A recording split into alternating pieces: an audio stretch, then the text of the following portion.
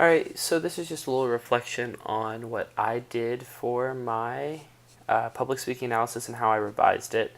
To start off, I just added all the APA things. I added the running header, the title, abstract, the reference, I added all that. But then I really got into changing my writing and where I needed to go from there.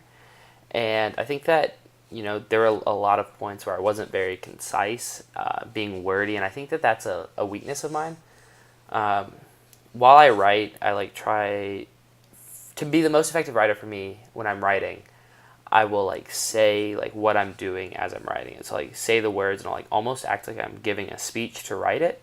And I think that that causes me to be wordy at times, and it also makes my grammar suffer at points.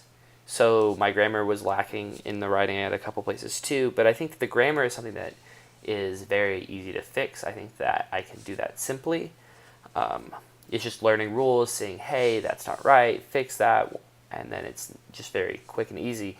But I think that being wordy, it can be more challenging for me because as I'm just reading or as I'm speaking to myself as I type, it causes me to sometimes I'll say something over and over and over and I just can't get past it, almost like writer's block.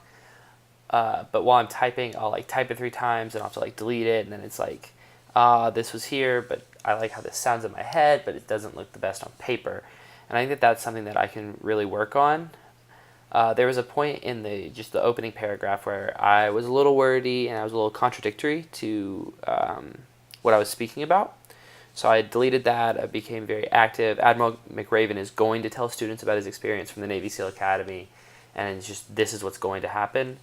My summary had been almost a page and 3/4. I cut that down a lot, made it less of a summary and more of a analysis.